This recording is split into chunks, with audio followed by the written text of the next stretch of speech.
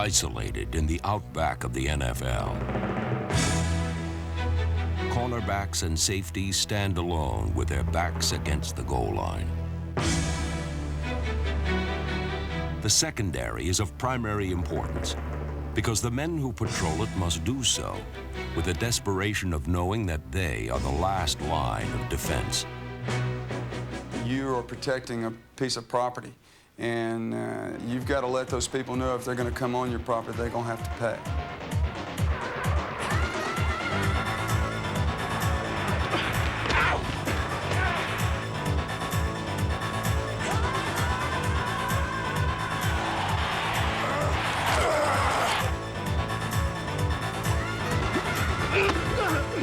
While hard-hearted toughness is a must, each position demands different characteristics. I think, in fact, there are 3 dividing lines. I think you have corners who have to play out in space. They are the guys that have to be able to run fast, cover the finest wide receivers in the business. They're playing out there pretty much all alone on whether they're playing a zone or a man coverage, but they're out there in space. Then you have strong safeties who are a different breed. These are guys that need to have coverage ability, but more than anything, they probably have to be able to come up and support the run. Then you have the free safety, who in my opinion is still another breed. Here's a guy that needs to have great range, the ability to move and play at least half of the field. And whether he's playing center field, he needs to be able to cover at least half. The free safety is generally the last line of defense. A runner breaks through or a receiver catches the ball and he's in the open. That guy with range and tackling ability is essential if you're going to eliminate big plays. Most of the time, he doesn't have a specific responsibility in terms of a man, but he's reading different things. He may be reading the center and the 2 guards. He may be reading the backfield action, and that's going to take him to the ball. And most of what the free safeties are judged on in today's game is how much they get to the ball and how quickly they can get there.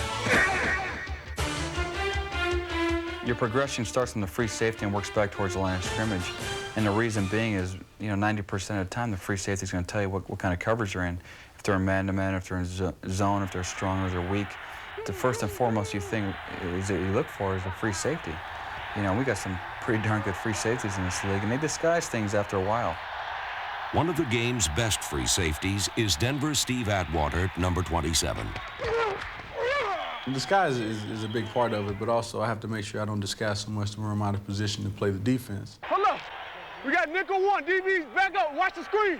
I do like playing little games with the quarterbacks because they try to play games with you. They try to look at you and determine what their play is going to be. A lot of times we get eye contact, and I can see that he's looking at me. I don't want to just line up in one spot and give him a chance to call his play. So I move around and try to confuse him a little bit. I don't know if it works or not, but I do it anyway because I see him looking. So it takes up some time, if nothing else. Steve, you're showing your 6 too soon. Okay? I'm getting up there and backing out on him. Yeah, move in. Get stay out there. Move back, and then come back up. All right? Don't jump in there real soon. He knows what's going on. Being able to support the run, that's a vital part of being a safety. A lot of times, running backs will hit the hole full speed, like I said, and the linebackers and the defensive line won't always get a chance to be there, and if you can stop them for a 2 or 3 yard gain, that's a big plus.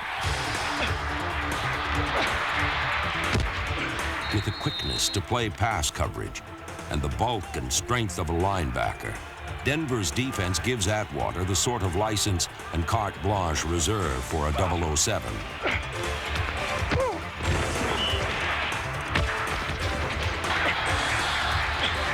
However, instead of a Beretta, number 27 gets the drop on opponents with exceptional athletic skills and unbridled enthusiasm.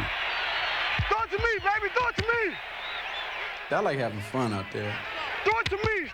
A bunch of different things get me excited. I know one time a guy was hurt on the sidelines and the crowd was doing the wave. Work the wave on that! Man, it just got me pumped up. I was looking around, man, yeah, let's go.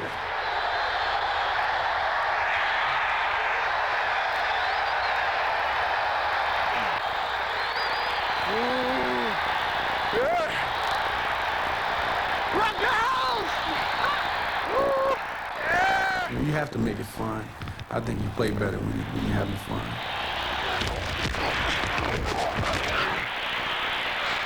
Come on, big man. You'd be surprised how much of it is mental. Why'd you help him out? Mind game, baby. Mind game. Hey, mind game. I know what I'm doing. I know what I'm doing. You get the guys thinking, yeah, this is my buddy, and then you crack them.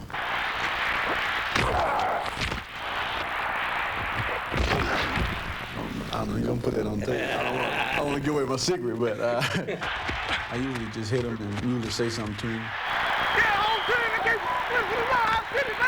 Try to intimidate them because, you know, it does have an effect regardless of what anybody says. Here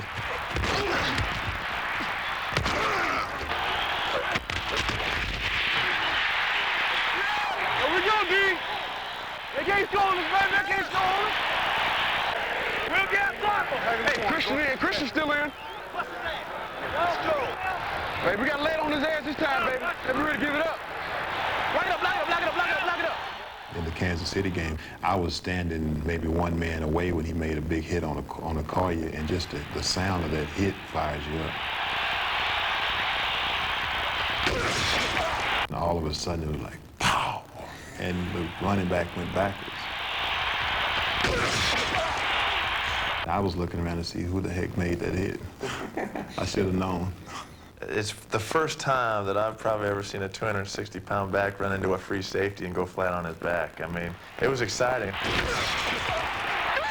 On the hit with Okoye, it was a big hit at that time, and we're thinking about the next play defensively, but I did take the time and allow myself to watch the replay at Mile High Stadium, and when they replayed it, the whole crowd went,